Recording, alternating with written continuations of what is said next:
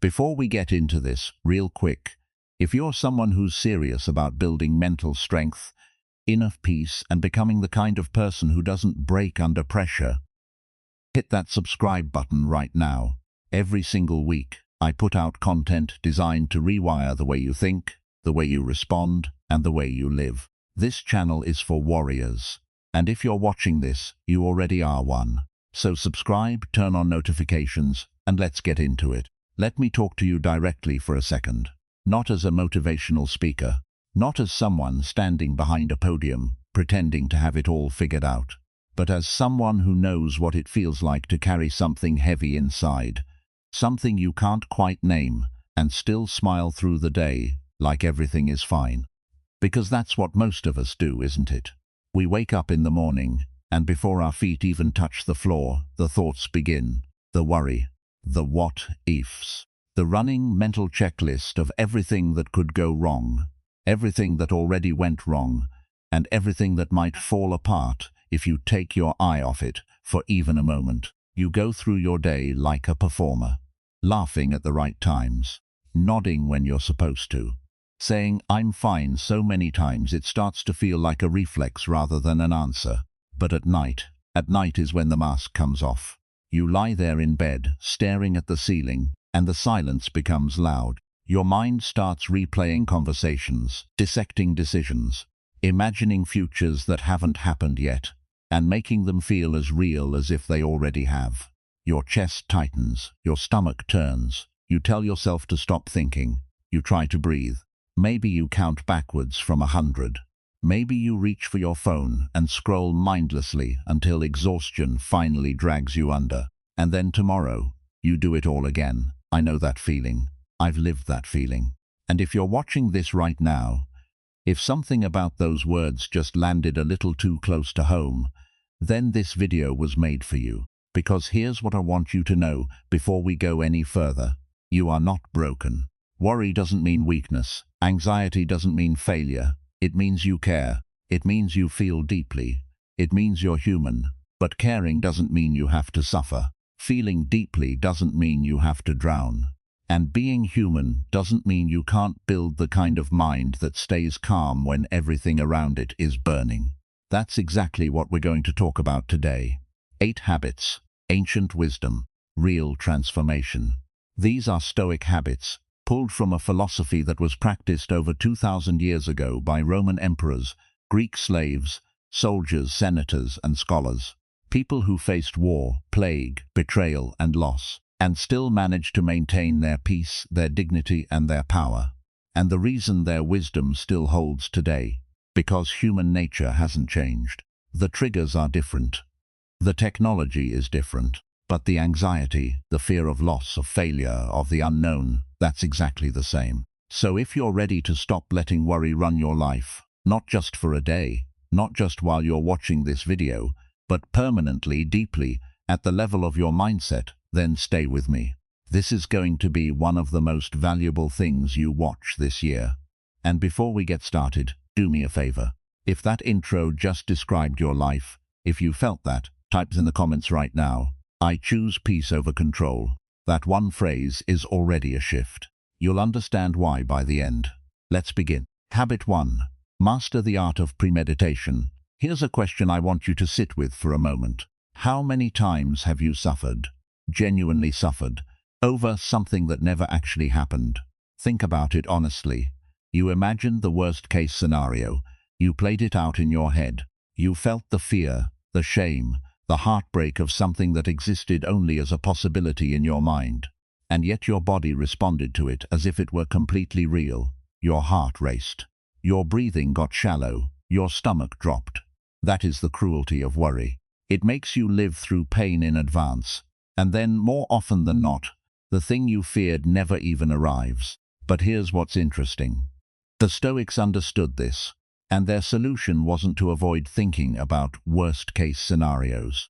Their solution was to think about them deliberately, calmly, and on your own terms. This practice is called premeditatio malorum, the premeditation of evils. The great Stoic philosopher Seneca said it clearly. He robs present ills of their power who has perceived their coming beforehand. Read that again.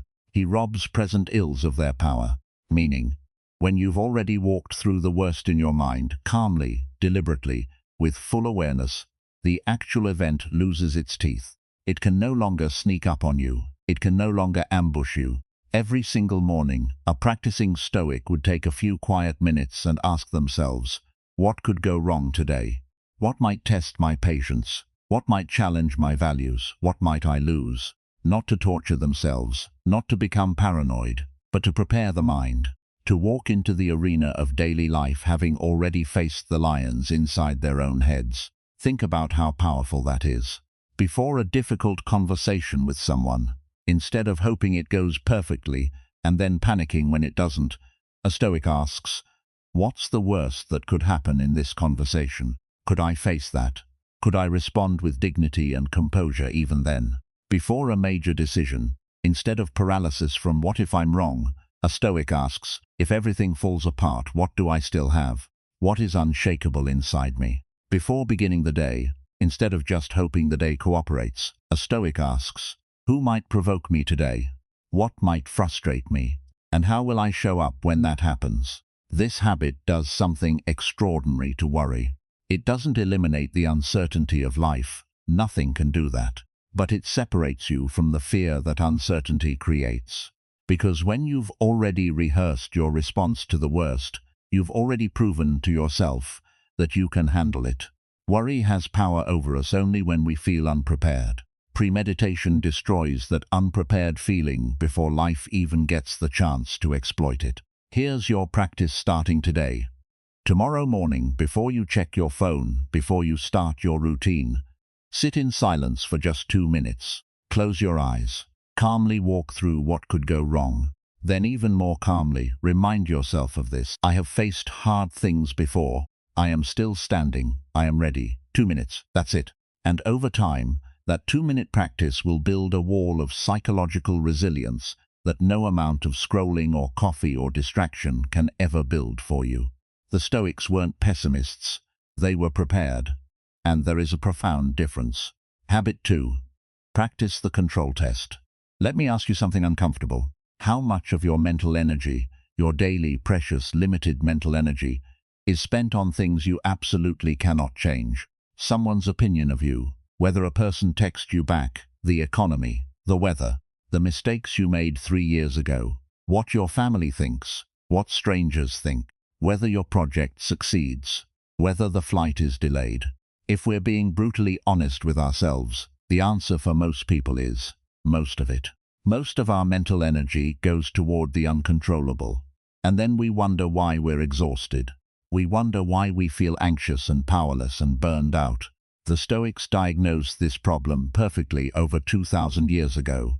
Epictetus, a man who was born a slave, who had literally zero control over most of his physical circumstances, said something that remains one of the most liberating ideas in the history of human thought. Some things are up to us, and some things are not. 6 words, and inside those 6 words the entire key to inner peace. The Stoics divided all of life's experiences into 2 categories. Things you control, your thoughts, your responses, your actions, your values, your effort, your attitude, your integrity. Things you don't control, other people's behavior, outcomes, the past, the weather, your health to a large extent, public markets, time. Now here's the critical insight, the place where most people unknowingly sabotaged their own peace.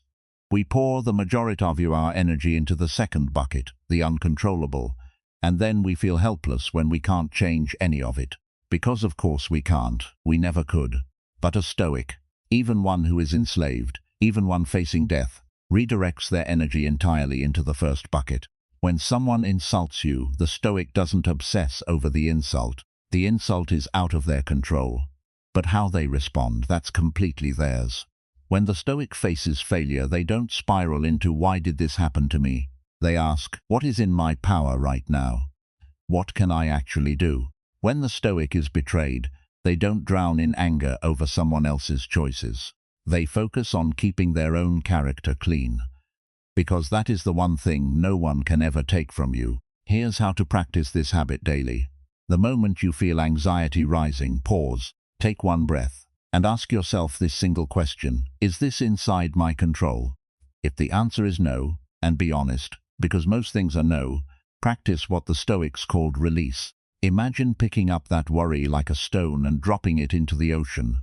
Watch it sink. It's gone.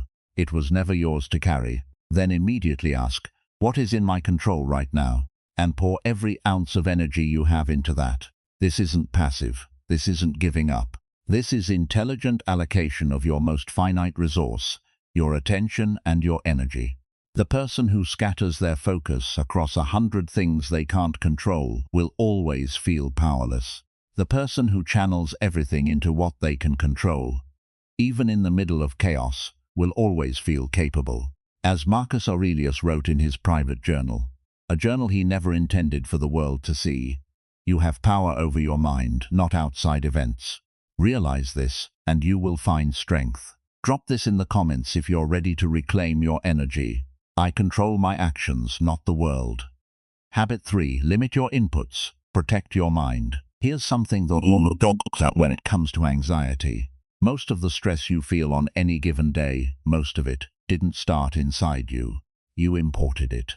You opened your phone and absorbed a news headline designed to make you afraid. You scrolled through social media and felt that quiet but persistent sense of being behind. Behind in your career, your relationships, your body, your life. You spent 40 minutes in a conversation with someone who spent those 40 minutes complaining, catastrophizing, and turning every silver lining grey. And now you're carrying all of that. All of that noise, all of that fear, all of that comparison, and you're treating it like it's yours. Like it came from inside you, like it's about you. It isn't. The Stoics were extraordinarily protective of what they allowed into their minds. Seneca warned, associate with people who are likely to improve you. Welcome those whom you yourself can improve. And what applies to people applies to everything we consume: social media, news, entertainment, conversations, podcasts, content. Your mind is a garden. That's not just a metaphor, it's a biological reality. What you feed your attention becomes the landscape of your inner world. Feed it chaos, fear, comparison, and outrage. Your inner world will be chaotic, fearful, and angry. Feed it wisdom, depth, calm, and growth. Watch what happens to your peace. Here's the hard truth. Worry needs fuel. Remove the fuel and it starves. You do not have to have an opinion on every news story. You do not have to absorb every crisis that the internet decides to serve you. You do not have to carry the weight of people who have chosen to carry nothing themselves. This is not ignorance. This is curation. This is treating your mental space with the same care you'd treat a physical space you love. Here's how to build this habit right now. Go through your social media follows this week. Ask, does this account make me feel inspired, informed, or uplifted? Or does it make me feel anxious, inferior, or reactive? Ruthlessly unfollow anything in the second category. No guilt, no sentiment. Protect your garden. Limit your news consumption to a specific window. 10 minutes in the morning, that's it. Stay informed, don't marinate. Distance yourself, with love but firmly, from people who consistently drain your energy, amplify your fears, or make pessimism their personality. You are not responsible for their worldview. You are responsible for yours. Build a mental gate. With every piece of content you encounter, ask one question. Does this strengthen me or weaken me? If it weakens you, it does not deserve your attention. Epictetus said, "It's not what happens to you, but how you react to it that matters." But how you react is heavily shaped by what you allow in. Control the input, and you go a long way toward controlling the output. Your mind is not a public space, it is sacred territory. Guard it like one. Drop this reminder in the comments. I protect my mind like a warrior. Habit 4. Daily reflection. Train the mind like a warrior. Imagine if every single night, before you fell asleep, instead of doom scrolling until your eyes glazed over, you sat in stillness for 10 minutes and asked yourself a series of honest questions. How did I live today? Where did I show up as the best version of myself? Where did I fall short? What triggered me, and why? What am I grateful for? What will I do differently tomorrow? This was not optional for the Stoics. It was a non-negotiable daily ritual. Seneca described his own nightly practice with beautiful simplicity. When the light has been removed and my wife has fallen silent. I examine my entire day and go back over what I've done and said. Think about what that means. One of the most powerful and brilliant minds of the ancient world ended every single day by looking himself in the mirror, internally, with honesty and without judgment. Here's why this matters so much for anxiety and worry. A massive amount of our mental noise comes from unprocessed experience. Things happened during the day, we reacted, we felt something, and then we stuffed it down and kept moving. We told ourselves we'd deal with it later, and later never came. So now, those unprocessed moments, those unexamined emotions, those ignored reactions, those lessons we never extracted, pile up. They become the noise that keeps us awake at night, the anxiety that seems to have no clear source, the vague unease that follows us everywhere. Reflection is the process of digesting your day. It's the mental equivalent of not skipping dinner. When you reflect, you convert raw experience into wisdom. You turn your mistakes into data. You extract your lessons before life has to repeat them. And over weeks and months of this practice, something transformative happens. You start to see your own patterns with clarity. You notice what consistently triggers you. You notice where you're giving your power away. You notice the gap between who you say you want to be and how you actually behaved today. And slowly you close that gap. Marcus Aurelius, the most powerful man in the world during his lifetime, a Roman emperor commanding legions, ended every night writing in a personal journal. Not for fame, not for publishing, purely as a tool for self-examination and self-improvement. What he produced became the Meditations, one of the most profound books ever written, and he wrote it entirely for himself. Here's your practice tonight. Not tomorrow, tonight. Take 5 to 10 minutes in silence, phone away, TV off. Ask yourself, what did I do well today? Where did I let fear or emotion make my decisions? Did I honor my values? What one thing will I do better tomorrow? Don't punish yourself. Don't spiral into shame. Just observe like a scientist studying data. Be curious about yourself instead of critical of yourself. Keep a journal if you can, even a few sentences. Writing forces clarity in a way that thinking alone never does. The person who reflects daily doesn't just grow faster, they worry less. Because reflection closes loops, and closed loops mean a quieter mind, and a quieter mind means real lasting peace. Habit 5. Amor fati. Learn to love what happens. This is the habit that separates the Stoics from every other philosophy I've ever encountered. Not just accept what happens, not just tolerate it, not just get over it, love it. Amor fati, love of fate. The radical, almost defiant practice of embracing everything that happens to you. The good, the painful, the devastating, the beautiful, the unexpected. As not just something you must endure, but as something you can use. The philosopher Friedrich Nietzsche, deeply influenced by Stoicism, described this idea as his formula for human greatness. That one wants nothing to be different. Not forward, not backward, not in all eternity. Now I know what you're thinking. That's easy to say for philosophers and emperors. How do you love a breakup? How do you love a failure? How do you love grief? Let me be clear about what amor fati actually means. It does not mean you enjoy pain. It does not mean you pretend bad things are good. It does not mean you suppress your grief or fake gratitude for things that genuinely hurt. It means this: you stop fighting reality. Because here's what worry and resistance actually are. At their core, they are arguments with reality. They are your mind screaming, "This shouldn't be happening," at something that is already happening. And that argument is one you can never win. Reality doesn't negotiate. It doesn't bend because you're upset. And every ounce of energy you spend resisting what is energy stolen from building what could be. Amor fati says, this happened. I cannot change that. But I can choose what it means. I can choose what I do with it. You didn't choose that business failure, but you now have experience no textbook could give you. You didn't choose that relationship ending, but maybe it's clearing space for a version of yourself you haven't yet become. You didn't choose that loss, but loss, when met with this kind of courage, can teach you the value of what remains. Marcus Aurelius wrote, "The impediment to action advances action. What stands in the way becomes the way." That obstacle you're staring at right now, it's not in your way, it is the way. Here's how to practice this when life hits hard. When something painful happens, pause before reacting. Take one breath, and instead of asking, "Why is this happening to me?" ask these 3 questions. How can this shape me? What can this teach me? How do I use this instead of letting it use me? Then move forward, not because the pain isn't real, but because you're bigger than the pain. Over time, this practice rewires something fundamental in your relationship with uncertainty. Instead of dreading what might go wrong, you develop a quiet confidence that says, "Whatever comes, I can work with it." And that confidence is the death of chronic worry. Habit 6. Stay present. Stop letting the future steal today. Let me ask you something right now, in this exact moment. Is there a real, immediate physical threat in front of you? Are you in this very second in danger? Probably not. And yet your nervous system might be firing as if you are. Because your mind, like most human minds, is living somewhere other than the present. It's in next month. It's in that conversation that might happen. It's in a future version of your life that may never arrive, replaying catastrophes that exist only as projections.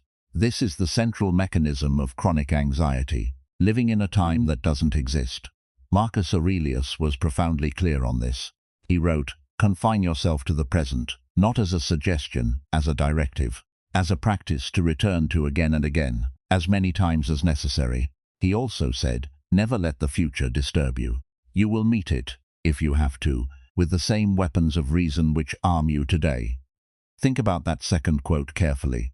You already have everything you need to handle whatever comes. The mind you bring to a future problem will be at least as capable, probably more capable, than the mind you have right now. So why are you exhausting that mind today, trying to solve a problem that doesn't exist yet? Here's the truth the Stoics understood with perfect clarity. The past is immovable. No amount of regret changes a single thing that happened. The future is unknowable. No amount of worry predicts or prevents anything with real certainty. The present, this moment right here, is the only place where life is actually happening. The only place where you have real agency. The only place where change is possible. Worry is a form of mental time travel, and it's always a one-way trip into suffering. Here's how to practice presence every single day. Throughout your day, especially when you feel anxiety rising, ask yourself, where am I right now? Am I here, or am I lost in a what-if? When you catch yourself spiraling into the future, come back to your senses. Literally. Feel the ground under your feet. Notice the temperature of the air. Hear what's actually happening around you. Take one slow breath. This isn't just relaxation advice. This is a complete reorientation of consciousness, from a hypothetical suffering future back to a real, manageable present. Build micro-moments of presence into ordinary activities. When you're drinking your morning coffee, actually taste it. When you're walking, actually feel the movement. When you're talking to someone, actually listen, instead of mentally preparing your next sentence.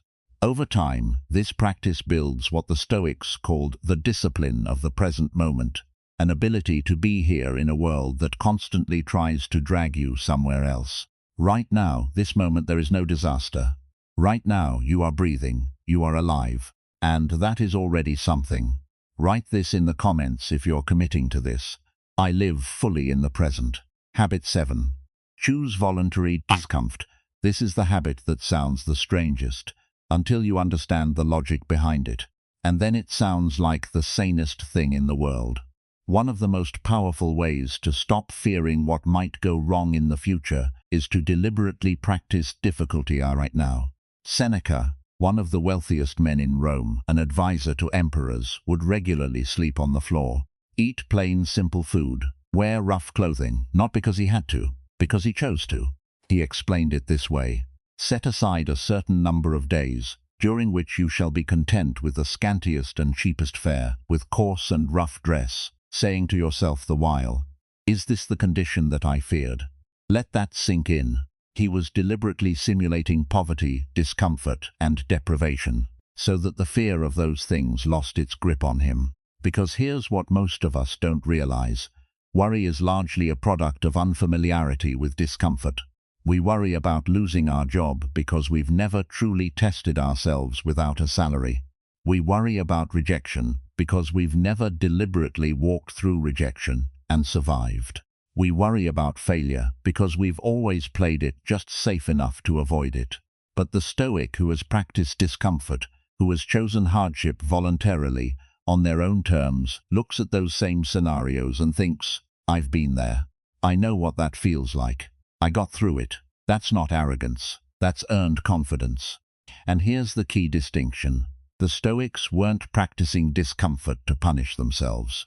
They were doing it to inoculate themselves, like a vaccine that introduces a small dose of something difficult so your system can build a defense against the full version. Here are practical ways to build this habit today.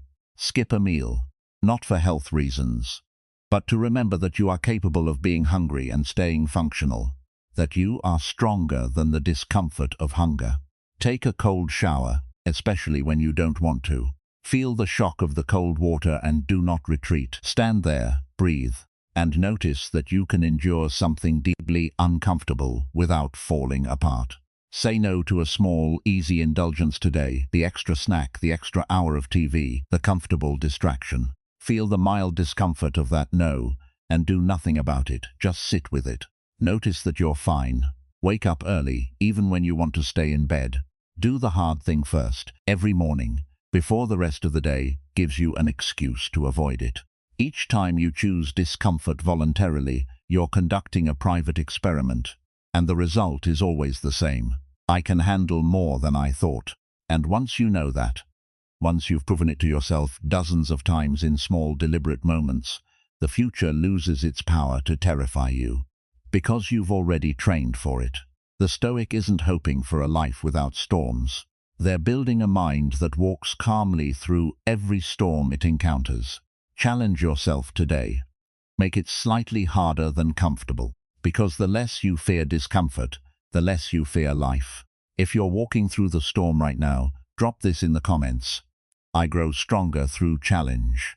Habit 8. Align with virtue, not with results. And now we come to the deepest habit of all. The one that most people skip because it sounds too philosophical.